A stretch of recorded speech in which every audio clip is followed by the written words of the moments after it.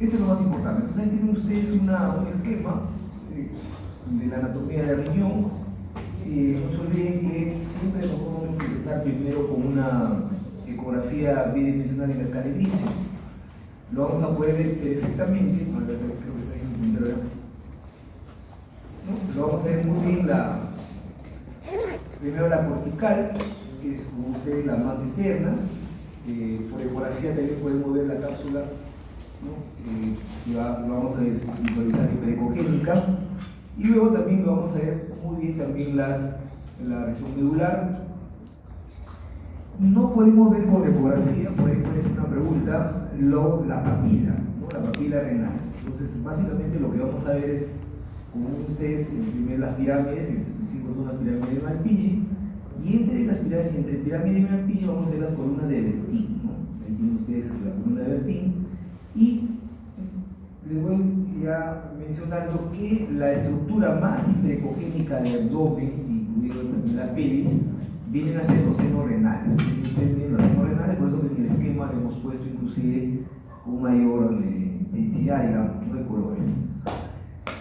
No visualizamos, como ya dije, la papila la vamos a ver muy bien con la tomografía computada o con la orografía excretoria, y entre las pirámides de Malpighi, si ustedes se dan cuenta, se va dividiendo ya los cálices menores. Entonces la unión de dos cálices menores va a formar los cálices mayores, que ustedes acá lo ven en el número 2, y los cálices van a confluir en la pelvis renal. Entonces, ¿por qué es importante eso? Porque nosotros tengamos alguna patología, por ejemplo, de una hidronefrosis. En la hidronefrosis vamos a ver dilatación de la papila, de los cálices menores y los cálices mayores, y de la pelvis renal, ¿no? La hidronefrosis vamos a ver que puede ser por múltiples causas. Y si nosotros tenemos una hidrouretronefrosis, vamos a ver que hay dilatación de la papila renal, que ustedes están viendo acá en el esquema, la dilatación de los cálices menores, los cálices mayores, en este caso los cálices en la pelvis y el uréter. Eso nosotros vamos a llamar una hidrouretronefrosis. Por eso que ustedes se dan cuenta, el número 8 viene a ser ya la unión pélvico-ureteral. Entonces, cualquier patología, por ejemplo, lo que yo más veo en el hospital de neoplásicas, pacientes con cáncer de próstata, por ejemplo, comprime, la cáncer de próstata muchas veces comprime el uréter por el crecimiento prostático, y eso poco a poco me va causando dilatación del uréter, luego de la pelvis, que no se soluciona, igualmente ya de los cálices mayores, cálices menores y la papila.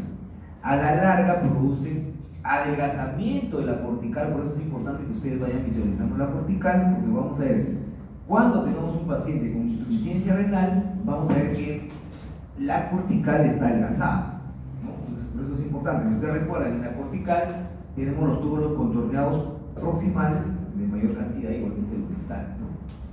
A diferencia, por ejemplo, en la médula tenemos ¿qué tienen los glomérulos? Entonces, por eso es importante valorar muy bien por las imágenes la cortical. Entonces, la cortical para mí es un buen signo para poder catalogar al paciente con insuficiencia renal, ¿no? Al final, obvio que también es muy útil los exámenes de laboratorio, pero por imágenes también uno puede etiquetarlo si es que ya se encuentra en una insuficiencia renal. Entonces, repasando, este esquema es muy importante, ¿no? El 1, como ven ustedes, es acá tenemos el 1. Acá está el cálice menor, el 2 cálice mayor, entre la pelvis renal, el 4 el seno renal, no olvidarse de la estructura más ecogénica, el 5 la pirámide de Malpighi, muy bien, lo pongo el nombre de Malpighi, el 6 la columna de Bertin entre pirámide y pirámide, todo esto que ven ustedes conforma la media. 7 la cortical, y por último la unión periureteral, que acá ustedes están viendo el uréter. Entonces, las técnicas ideales para poder evaluar riñón, siempre vamos a empezar primero con una ecografía, pero el gol estándar, no se olviden, es la tomografía computada, ¿no? Idealmente con contraste. Siempre les voy a insistir que utilizamos el contraste siempre y cuando el paciente no tenga insuficiencia renal. La radiografía, como ya lo vimos en la clase cuando revisamos abdomen, podemos ver también las siluetas renales con un incremento de la densidad, podemos ver incidentalmente una masa, pero lo que sí podemos valorar muy bien con la radiografía en este caso simple de abdomen, es las calcificaciones. opciones. Entonces, un paciente tiene ustedes sospecha de litiasis renal, hematuria, que es el signo más frecuente en este tipo de pacientes, y dolor pélvico, o dolor lumbar, más preciso. Hay alta sospecha en nuestro país, somos fabricadores de cálculos, de todas maneras lo vamos a poder ver muy bien. Ahora, si ustedes quieren ver, caracterizar mejor la localización, una localización más precisa, y ver también si hay signos ya de compromiso, en este caso de renal, o sea, pensando ya en una insuficiencia renal, de todas maneras tenemos que hacer la tomografía. Pero bueno, el estándar para poder valorar, mejor dicho, la función renal es las técnicas de medicina nuclear, en este caso la técnica del espejo. El intervencionismo va a quedar básicamente para patologías, por ejemplo, hacer, en caso de una estenosis de la arteria renal, fístulas, drenajes percutáneos, que hemos visto en una de las clases. Pero, recapitulando, la técnica de inicio no se olviden es la eco, porque con la eco también podemos hacer diagnóstico de litiasis. Luego la tomografía, que es el gol estándar, en general en la gran mayoría de pacientes. La medicina nuclear nos da estudios más para valorar la funcionalidad, y otra cosa importante cuando vamos a las imágenes, medir la función por separado, de riñón. Porque no se olviden que realmente cuando ustedes piden la creatinina, la urea, me da la información de la función global. Pero acá la ventaja que me da estas técnicas, que me da cuál es el alimento que está más comprometido, cuál es el que mejor me aporta con la función renal. Y ahí justamente son mucho mejores, ¿no? La resonancia magnética no es, digamos, una técnica ideal, pero en caso de niños podríamos subir que por el tema de la radiación.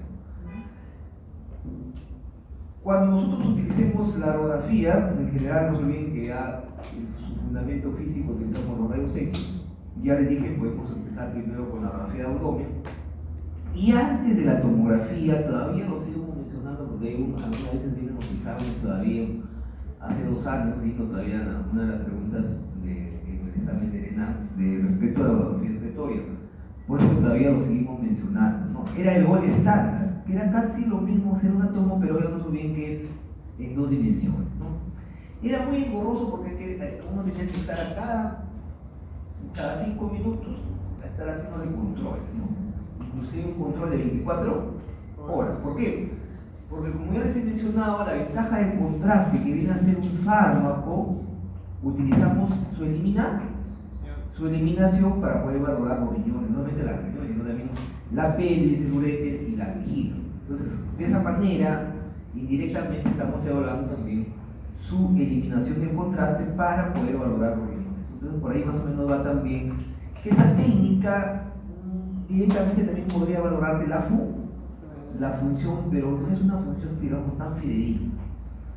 Y la termografía, que ya lo vimos, que básicamente son para patologías muy puntuales. Entonces, como les comentaba, ¿no? Ya lo vimos esto en la radiografía simple, ¿no? Si ustedes se dan cuenta, tiene un buen ojo, podemos ver muy tenebremente bien los rebordes del riñón izquierdo, acá también igual el riñón derecho, miren acá se ve muy tenebremente. ¿Tiene densidad? ¿Qué densidad es? Densidad A. Y que también lo pueden limitar, como ustedes lo pueden limitar por los psoas, no por los psoas. Entonces, es muy fácil ver, por ejemplo, una neoplasia, pero es una neoplasia muy evidente, porque es obvio que ahora la tomografía me caracteriza mucho mejor la neoplasia. Pero sí podría valorarlo como de vuelvo a repetir los cálculos, la gran mayoría tienen densidad cálcica, no necesariamente todos los cálculos tienen densidad cálcica, el 90% de los cálculos son del 90%. El resto son cálculos o son de densidad de tejido blando o de densidad grasa, se va a depender mucho de la composición. Entonces, básicamente eso es lo que va a ayudar en una radiografía. Pero la otra técnica, como ya les dije, es la radiografía excretoria, como les comentaba. Miren que teníamos que tomarle 5 radiografías o 5 placas, había como antes se denominaba, ¿no? Porque se le imprimía, ¿no? Y ya creo que ustedes de repente algunos se han familiarizado con visualizar placas. Ahora ya ha pasado la historia, porque todo es ya en la pantalla. Ahora todo, vino de mi servicio, y hace más de 10 años que no imprimimos placas, todo es ya en los monitores, se llaman, ¿no? Monitores que son especiales para poder ver, en este caso, imágenes. Entonces, como ven ustedes, en la primera imagen utilizamos la radiografía simple, no se olviden que es una proyección antero-posterior, y luego administramos ya la sustancia de contraste por viento B endovenoso. Entonces ahí vamos viendo el comportamiento, vamos valorando la farmacocinética. ¿Qué es farmacocinética? La límina. ¿Se acuerdan? La farmacocinética te evalúa pues la biodistribución, la función, el metabolismo y la eliminación. En este caso lo que vamos a ver es la eliminación. Por eso que la primera placa se denomina funcional. Porque normalmente el contraste debe empezar a eliminarse antes de los 5000 minutos. Si nosotros veíamos que el contraste se eliminaba más de los 5 minutos, indirectamente podríamos estar pensando que el paciente tiene ya problemas funcional renal.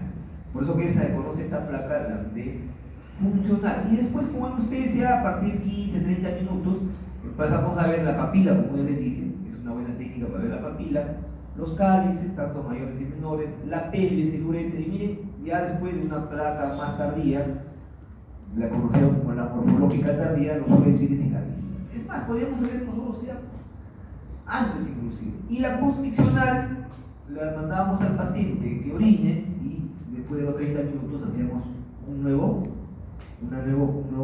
adquisición. Entonces, si ustedes se dan cuenta, al paciente nosotros lo hacíamos que era un poco engorroso, entrar y salir, lo ha superado ampliamente ahora esto era la tomografía computada. Entonces, miren, acá lo primero que hacíamos es la placa funcional, ¿no? Ya miren, si ustedes miren acá estas flechitas, me está delimitando, ahora sí lo puedo ver y vean bien los bordes, ¿no? ¿Por qué? Porque está con contraste, por eso se ve más radiopaco, ¿no? Miren, se ve muy bien. Inclusive acá el número 1, miren la papila, se ve como una copita, ¿no? Miren, acá se ve más bonito la copa, ¿no? Esta viene a ser la papila renal. Los cálices menores, acá también la papila, acá también se ve muy bien la papila, miren, redondita, acá se ve mucho mejor la papila, miren. O sea, porque esa es la papila. Entonces esta técnica es muy útil para ver la papila. Obvio que también lo puedo ver ahora muy bien con la tomo que tiene mucho más resolución. Los cálices menores, la pelvis, ¿no? 4 que ustedes están viendo la pelvis, ¿no? Y el 5 la unión pélvico-uretral, ¿no? Y me imagino que así nos estarán haciendo un seminario, en realidad que ustedes mencionen, ¿no?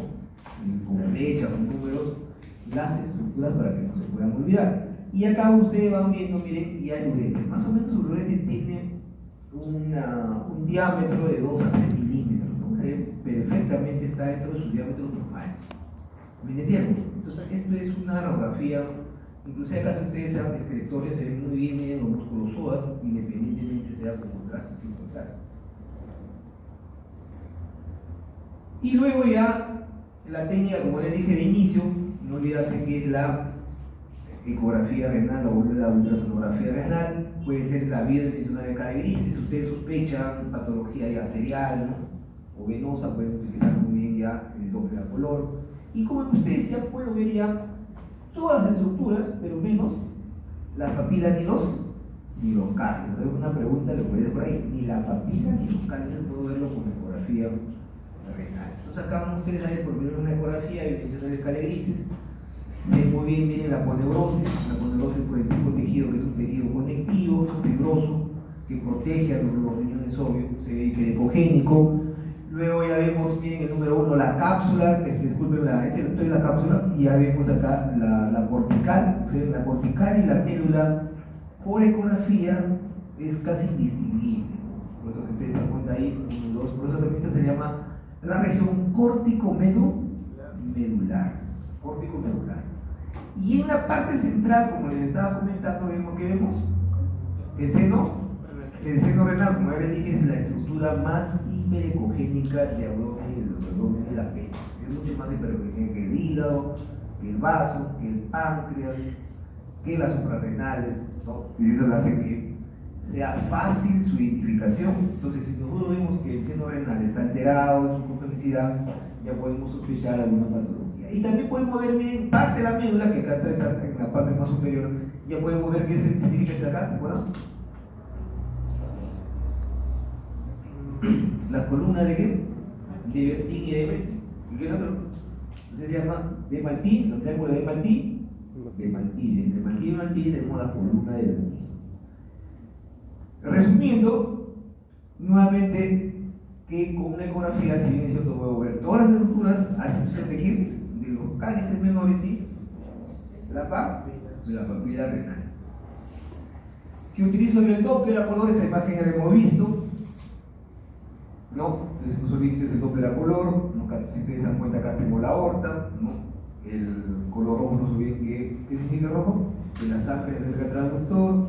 Acá tienen ustedes bien las arterias arcuatas, ¿no? Que se van dividiendo, cada color azul en este caso, por coincidencia, significa que la sangre se aleja del transductor. Acá tienen ustedes bien la cortical, un poco acá la región medular, y toda esta estructura que ustedes están viendo son los senos renales, ¿no? Entonces, no es difícil.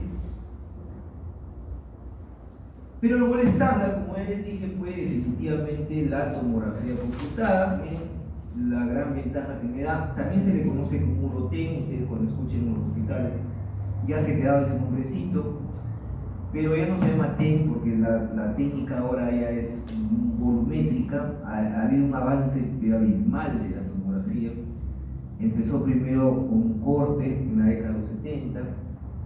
Me gusta mucho la tomografía porque hago mucho esto y es una técnica muy valiosa en el campo médico. Luego en la década de los 80 ya se incorporaron ya mayor cantidad de detectores, ¿no?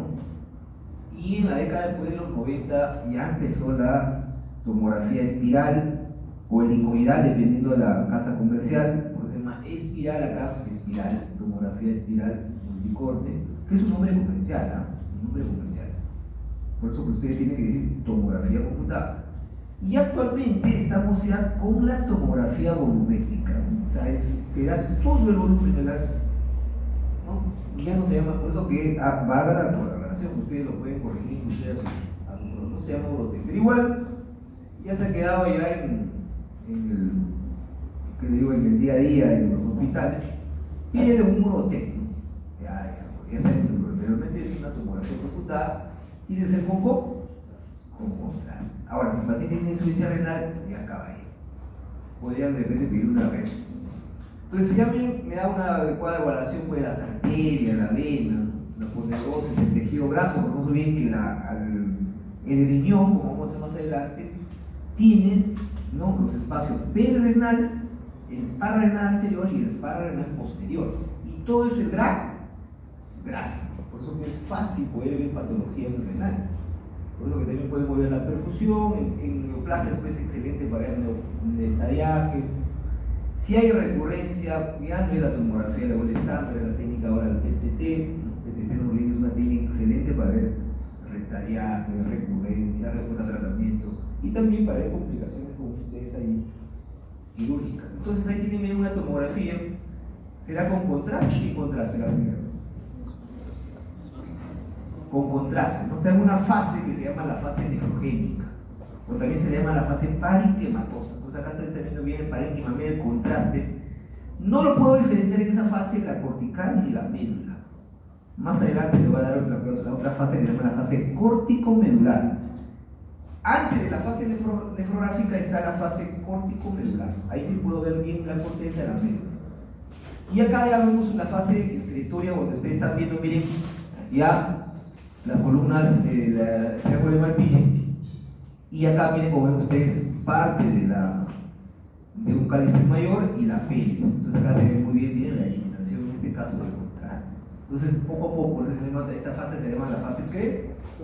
Entonces se resume en 4 fases: la fase sin contraste, la fase córtico-medular, la fase nefrográfica y la fase excretoria.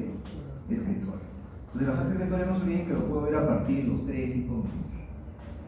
Y estos son los espacios que les comentaba, ¿no? La poneurosis y los espacios retroperitoneales, pero no se olviden que el riñón está localizado en la región retroperitoneal. Entonces acá tienen ustedes, en primer lugar, también está en una fase nefrográfica, está con contraste, siempre miro la aorta, ¿no?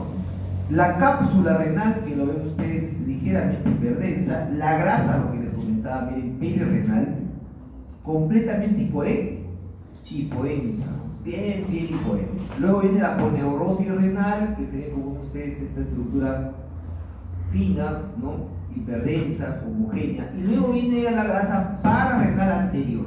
Y todo lo que está más a posterior se llama la grasa, o el espacio también se le llama, la palabra correcta es espacio, se le llama el espacio pararrenal posterior, ¿no? Entonces no se olviden, perirenal, pararrenal anterior y pararrenal posterior. Y esta es otra de las grandes ventajas que me proporciona también la tomografía, ¿no? La reconstrucción 3D. No solamente, si ustedes se dan cuenta, puedo ver perfectamente la arteria, sino también la vena, ¿no? Tanto la arteria renal. Por ejemplo, si yo puedo ver perfectamente acá una estenosis de la arteria renal, que es importante reconocerlo porque hay pacientes que tienen hipertensión renovascular, que no es muy frecuente, pero es parte de los pacientes de hipertensión renal. Igual también no solamente puedo ver la parte vascular, sino también, si ustedes se dan cuenta, la parte excretoria, ¿no? Los cálices acá, ¿no? Igual la pelvis, y miren el uréter, observen el recorrido del uréter hasta llegar a la vejiga. Todo esto es una reconstrucción, como ustedes están viendo, tridimensional. Esto es también, ahora se le conoce como una reconstrucción volumétrica. Ustedes viendo acá, ya no estamos viendo píxeles, no estamos viendo boxes, ¿no? Una reconstrucción tridimensional. Y esto es, como ven ustedes, para poder también ver la resonancia magnética, ¿no? Para ver la normalidad. Por ejemplo, esto es una secuencia ponderada entre 1.